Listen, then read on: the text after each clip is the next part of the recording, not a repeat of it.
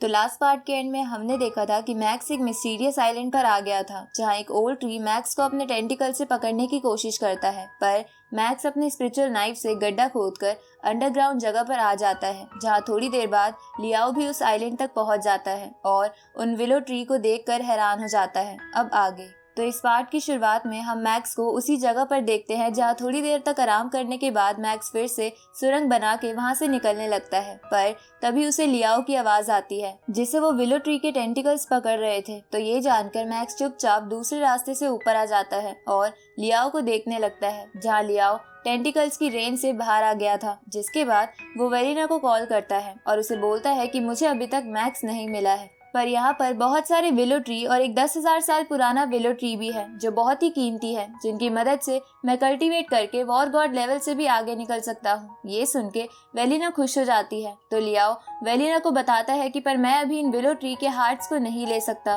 क्योंकि इन ट्रीज के टेंटिकल्स मुझे ऐसा नहीं करने दे रहे हैं, इसलिए तुम बाकी फैमिली मेंबर्स को ये बताओ और किसी को मेरी मदद के लिए भेजो। तो वेलिना इसके लिए मान जाती है। इस तरफ मैक्स ये सब सुन लेता है और जब उसे पता चलता है कि इन ट्रीज के हार्ट्स बहुत ही कीमती है और इनकी मदद से कल्टीवेशन बढ़ाया जा सकता है, तो मैक्स ये सब जिज्ञान हॉल को बताने का डिसाइड करता है ताकि ऐसे ट्रेजर ट्री सही हाथों में जाए। इस तरफ हम बोलीनास फैमिली के एल्डर्स को देखते हैं जो वेलिना के कहने पर इन ट्रीज के हार्ट्स को लाने के लिए अपनी फैमिली के सबसे स्ट्रॉन्गेस्ट किड को बुलाते हैं, जिसका नाम कैटलिन था। तो कैटलिन अपने 2 दोस्तों के साथ एल्डर्स के पास आ जाता है और इस मिशन को करने के लिए तैयार हो जाता है। आगे हम जिज्ञान हॉल के एक प्लेन को देखते हैं जहाँ मैक्स के कहने पर बियॉन्ड वॉर गॉड वॉरियर जू और एक और बंदा सदर्न कॉन्टिनेंट की तरफ आ रहे थे, जहाँ आते समय उनके सामने कुछ मॉन्स्टर बर्ड्स आते हैं। तो जू के साथ वाला बंदा चुटकी बजाकर मॉन्स्टर्स को जमा के मार देता है। इस तरफ मैक्स वापस से उस जगह से निकलकर बाहर आ जाता है, जहां वो देखता है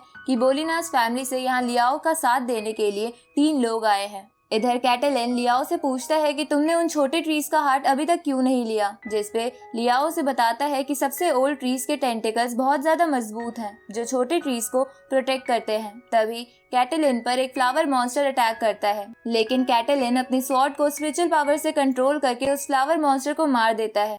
ये देखकर मैक्स हैरान हो जाता है कि कैटलिन भी एक स्पिरिचुअल मास्टर है। साथ ही लियाओ के साथ साथ बाकी 3 भी वॉर गॉड लेवल पर हैं। ऊपर से इन चारों में से 3 ने ब्लैक गॉड आर्मर पहन रखा है। इधर कैटलिन बाकी 3 से कहता है कि मैं उस ओल्ड ट्री को उलझाता हूँ और इतने में तुम एक छोटे ट्री को जड़ से उखाड़ देना। ये सुन के वो लोग मान जाते हैं। इसके बाद कैटलिन उस ओल्ड ट्री के पास जाके अपनी सारी स्वॉर्ड स्पिरिचुअल पावर से कंट्रोल करके उस ओल्ड ट्री के गोल्डन टेंटिकल्स लगातार काटने लगता है। ये देखकर मैक्स चौंक जाता है, क्योंकि उसे उन गोल्डन टेंटिकल्स को काटने में बहुत प्रॉब्लम हो रही थी। इसलिए मैक्स समझ जाता है कि जरूर कैटलिन की स्वॉर्ड्स बहुत ज्यादा पावरफुल हैं। दूसरी तरफ कैटलिन अपनी स्वॉर्ड से ओल्ड ट्री पे अटैक करता है और उसे इंजर्ड कर देता है। तभी बाकी तीनों एक छोटे विलो ट्री को मार के उसे जड़ से उखाड़ देते हैं, जिसके बाद कैटलिन अपनी स्वॉर्ड का इस्तेमाल करके उस छोटे विलो ट्री का हार्ट निकाल लेता है। तो ये देखकर मैक्स अपनी स्पिरिचुअल पावर से उस हार्ट को अपनी ओर खींचने लगता है। तो कैटलिन भी ऐसा करने की कोशिश करता है, पर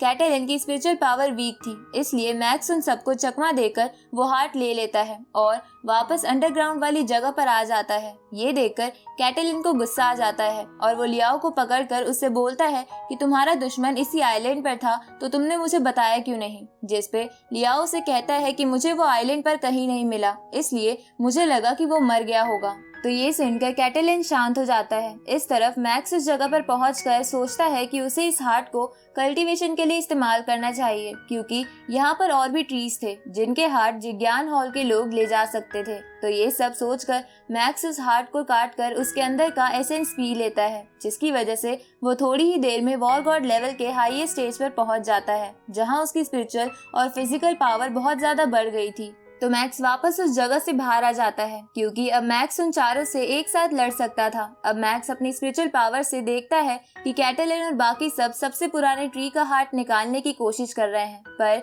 वो गोल्डन टेंटिकल्स उन्हें ऐसा नहीं करने दे रहे थे। तो ये देखकर लियाओ अपने ब्लैक गॉड आर्मर की मदद से उन सभी टेंटिकल्स को पकड़ लेता है और कैटलिन उन सभी टेंटिकल्स को अपनी स्वॉर्ड से काट देता है, जिससे वो विलो ट्री बहुत ज्यादा जख्मी हो जाता है। जिसके बाद वो सभी एक बार फिर विलो ट्री पर अटैक करते हैं, जिसकी वजह से विलो ट्री मर जाता है। ये देखकर मैक्स सोचता है कि उसे उन सबके हाथ से वो हार्ट छीनना होगा, नहीं तो बोलीनास फैमिली ताकतवर हो जाएगी। इसलिए मैक्स उन सबके सामने आ जाता है, जहां वो सब मैक्स को देखकर समझ जाते हैं कि मैक्स वॉर गॉड के हाईएस्ट स्टेज पर पहुंच गया है। तभी मैक्स तेजी से उस ओल्डेस्ट ट्री के पास चला जाता है, जिसे देखकर वो लोग समझ जाते हैं कि मैक्स उनका ये हार्ट भी चुराने आया है। इसलिए वो चारों मैक्स पर अटैक करते हैं, लेकिन मैक्स बड़े ही आराम से उन सबको पीछे फेंक देता है। ये देखकर कैटलिन अपनी स्पिरिचुअल स्वॉर्ड का इस्तेमाल करके मैक्स पर अटैक करता है, लेकिन मैक्स कैटलिन की सभी स्वॉर्ड से बच जाता है। जिसके बाद मैक्स अपने स्पिरिचुअल नाइफ का इस्तेमाल करके लियाओ पर पीछे से बहुत खतरनाक अटैक करता है, लेकिन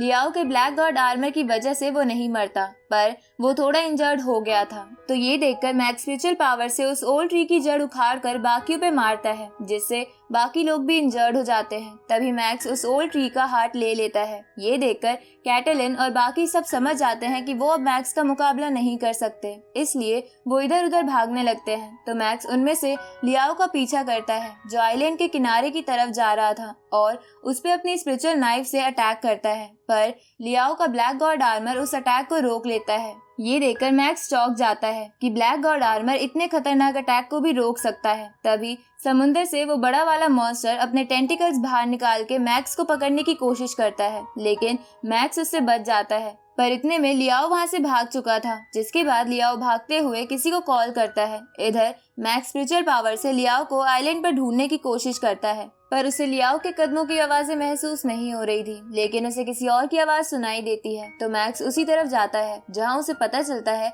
कि कैटलिन और उसके साथी बाकी ट्रीज के हार्ट इकट्ठा कर रहे हैं। पर वो तीनों मैक्स को देखकर हार्ट्स लेकर इधर उधर भाग जाते हैं। तो मैक्स उनमें से एक का पीछा करता है, जिसके पास ब्लैक गॉड आर्मर नहीं था। तो मैक्स उसकी गर्दन पर अपने स्पिरिचुअल नाइफ रख देता है, जिसकी वजह से वो बंदा बहुत ज्यादा डर जाता है और अपने हार्ट्स मैक्स के हवाले कर देता है। तो मैक्स उसे कुछ नहीं करता और वहां से जाने देता है, क्योंकि वो बहुत डर गया था। थोड़ी देर बाद मैक्स को एक बड़ी सी फायर बॉल उसकी तरफ आती दिखाई देती है, जिसे देखकर कैटलिन और बाकी सब भी मैक्स के पास आ जाते हैं, क्योंकि उस फायर बॉल के अंदर बोलीनास फैमिली की एक एल्डर थी, जिसे लियाओ ने बुलाया था। क्योंकि वो एल्डर, जिसका नाम फियोना था, वो वॉर गॉड लेवल से भी आगे थी, साथ ही उसके साथ फायर एलिमेंट की पावर थी। तो ये सब जानकर मैक्स चौंक जाता है। जिसके बाद एल्डर फियोना मैक्स से वो ओल्डेस्ट ट्री का हार्ट मांगती है, लेकिन मैक्स इसके लिए साफ मना कर देता है। तो एल्डर फियोना आसपास के जंगल को जला देती है, लेकिन मैक्स इससे भी नहीं डरता। तो एल्डर फियोना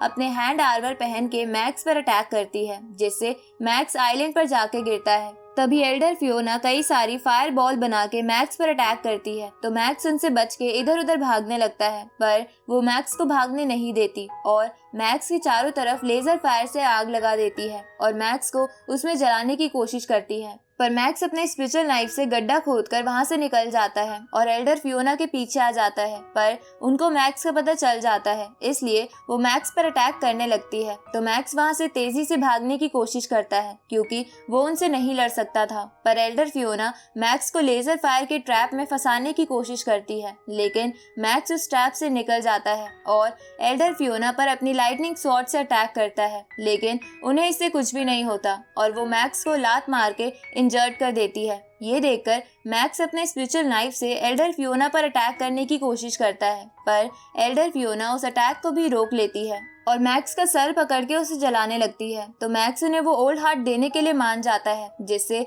एल्डर फियोना अपनी पकड़ ढीली कर देती है। पर तभी मैक्स अपने स्पिरिचुअल नाइफ की मदद से एल्डर फियोना को उलझाकर उनसे छूट जाता है और वहां से भागने की कोशिश करता है। ये देखकर एल्डर फियोना गुस्से में उसका पीछा करती है। तभी वहां जिज्ञान हॉल का प्लेन आ जाता है, जिसे देखकर मैक्स बहुत खुश हो जाता है। जिसके बाद उस प्लेन में से एल्डर जू और उनका साथी निकलता है। तो एल्डर जू फियोना के द्वारा मैक्स का पीछा करते देखकर उससे पूछते हैं कि आप मैक्स का पीछा क्यों कर रही हो, जिसपे फियोना कहती है कि इसने मेरा एक विलो ट्री का हार्ट चुरा लिया है। जिसपे मैक्स कहता है कि मैंने वो इसलिए चुराया है क्योंकि इस आइलैंड पे पहले मैं आया था, इसलिए इस पे मेरा हक है। तो एल्डर जू भी मैक्स की हाँ में हाँ मिलाते हैं, पर एल्डर फियोना इसके लिए नहीं मान रही थी, क्योंकि वो चाहती थी कि उस आइलैंड पर बोलीनास फैमिली का हक हो। इसलिए वो एल्डर जू को एक चैलेंज देती है कि जो भी इस पूरे आइलैंड से सबसे ज्यादा स्पिरिट प्लांट्स और हार्ट्स इकट्ठा करेगा वही इस आइलैंड का मालिक होगा और दूसरा उसे कुछ नहीं कहेगा। तो एल्डर जू इसके लिए मान जाते हैं। जिसके बाद एल्डर फियोना इस चैलेंज की एक शर्त रखती है